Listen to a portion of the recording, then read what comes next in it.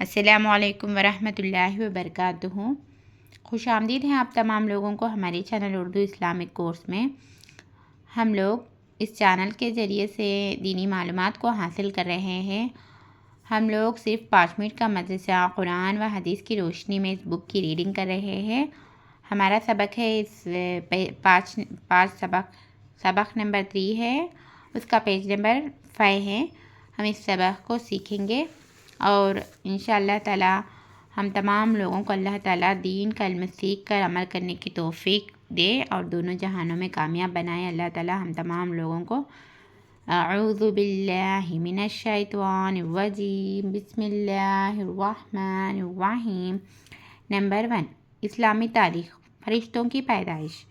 مسلم شریف میں ہے کہ اللہ تعالیٰ نے فرشتوں کو نور سے پیدا فرمایا۔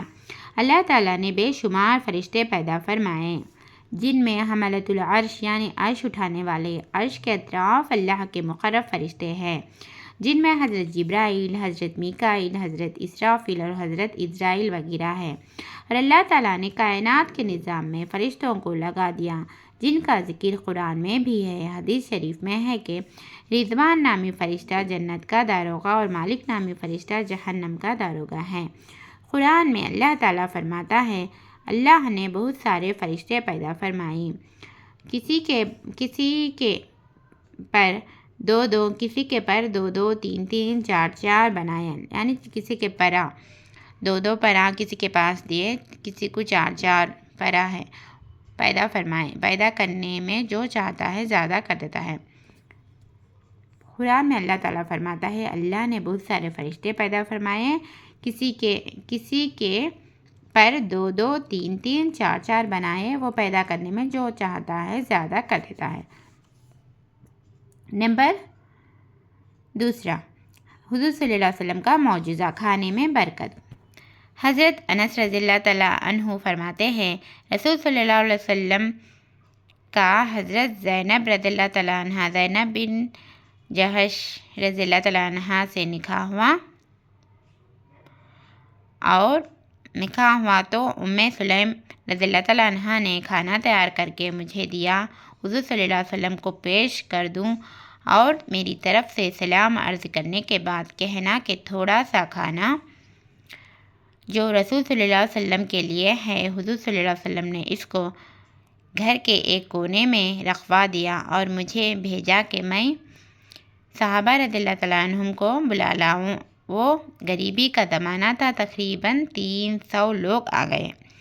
رسول صلی اللہ علیہ وسلم 10 افراد کو گھر میں بلاتے اور کھانا کھلاتے، یہاں تک کہ سب پیٹ بھر کر کھا چکے۔ جب میں نے اس کھانے کے برتن کو دیکھا تو میں یہ نہیں سمجھ سکا کہ جس وقت میں کھانے کا برتن لایا تھا اس وقت اس میں کھانا زیادہ تھا یا اب زیادہ ہے۔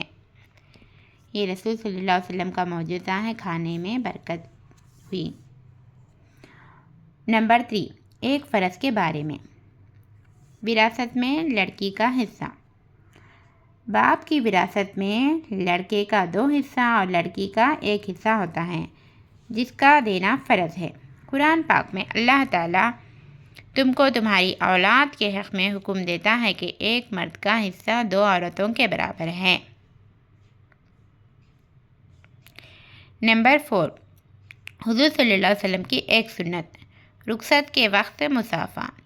رسول صلی اللہ علیہ وسلم جب کسی کو رخصت فرماتے تو اس کا ہاتھ اپنے ہاتھ میں لے لیتے اور اس وقت تک اس کا ہاتھ نہ چھوڑتے جب تک وہ رسول صلی اللہ علیہ وسلم کا ہاتھ کو خود نہ چھوڑے۔ ترمذی کی روایت ہے۔ نمبر 5، ایک نفلی عمل کی فضیلت، عشاء کی نماز کی فضیلت۔ رسول صلی اللہ علیہ وسلم نے فرمایا، حق تعالیٰ شانہ کا ارشاد ہے کہ اے ابن آدم، تو دن کے شروع حصے میں میرے لیے 4 رکعتیں پڑھ لیا کر، یعنی عشاء کی نماز، تو میں دن بھر کے تیرے سارے کام بنا دوں گا۔ رسول صلی اللہ علیہ وسلم نے فرمایا، کیا بول کر حق تعالیٰ شان اللہ تعالیٰ ارشاد فرماتے کہ ابن آدم، تو دن کے شروع حصے میں میرے لیے 4 رکعتیں پڑھ لیا کر، یعنی عشاء کی نماز، تو میں دن بھر کے تیرے سارے کام بنا دوں گا۔ نمبر 6، ایک گناہ کے بارے میں۔ 3 بڑے گناہ اور ان کے نقصانات۔ رسول صلی اللہ علیہ وسلم نے فرمایا 3 گناہ ایسے ہیں جن کے کرتے وقت آدمی کا ایمان نکل جاتا ہے۔ کیا ہے وہ گناہ؟ زانی کا زنا کرتے وقت، شرابی کا شراب پیتے وقت، چوری کا چوری کرتے وقت۔ جس وقت انسان یہ کام کرتا ہے ایمان اس کے دل سے نکل جاتا ہے اور فارغ ہونے کے بعد پھر لوٹ آتا ہے۔ نمبر 7، دنیا کے بارے میں۔ دنیا میں انسان کا حق۔ رسول صلی اللہ علیہ وسلم نے فرمایا آدمی کے لیے دنیا میں 3 چیز کے علاوہ کوئی حق نہیں۔ ایک اتنی مقدار کھانا کہ جس میں کمر سیدھی رہے، دوسرا اتنا کپڑا جس سے بدن ڈھکا رہے، تیسرا گھر جس میں آدمی رہ سکے، اس کے بعد جو زیادہ ہے وہ اس کا حساب ہوگا۔ نمبر 8، آخرت کے بارے میں۔ قیامت کے دن لوگوں کی حالت۔ قرآن پاک میں اللہ تعالیٰ فرماتا ہے قیامت کے دن لوگ الگ الگ جماعتوں یعنی گروپوں میں بٹ کر آئیں گے تاکہ آ کر اپنے اعمال دیکھ لیں۔ بس جو شخص دنیا میں اچھے عمل کرے گا وہ اس کو وہاں دیکھ لے گا اور اس کا اچھا بدلہ پائے گا، اور جو ذرا برابر بھی برا عمل کرے گا وہ بھی وہاں اس کو دیکھ لے گا اور اس کی سزا پائے گا۔ نمبر 9، قرآن اور طب نبوی سے علاج۔ شہد ایک طاقتور غذا ہے۔ رسول صلی اللہ علیہ وسلم نے فرمایا عائشہ رضی اللہ تعالیٰ عنہا کو تمام عورتوں پر ایسی ہی فضیلت حاصل ہے جیسے شہد کو تمام کھانے پر فضیلت ہے۔ بخاری کی حدیث ہے یہ۔ خلاصہ کیا ہے؟ شہد روٹی اور گوشت سے بنایا جاتا ہے۔ روٹی تمام غذا میں عمدہ غذا ہے اور گوشت تمام سالنوں کا سردار ہے، پھر دونوں کو ملانے سے شہد بنتا ہے جو بہت فائدہ مند ہے۔ طب نبوی۔ نمبر 10، قرآن کی نصیحت۔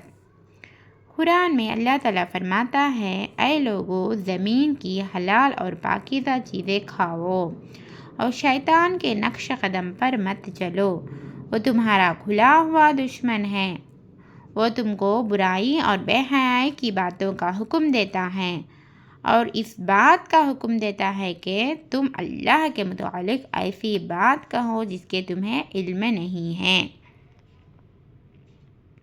سورہ بقرہ میں ہے یہ۔ ہم لوگ محرم الحرام 3 پڑھ لیے۔ اللہ تعالیٰ ہم تمام لوگوں کو نیک بنائے، دونوں جہانوں میں کامیاب بنائے، دین کو سمجھنے والے عمل کرنے والے بنائے۔ السلام علیکم ورحمۃ اللہ وبرکاتہ۔ اللہ حافظ۔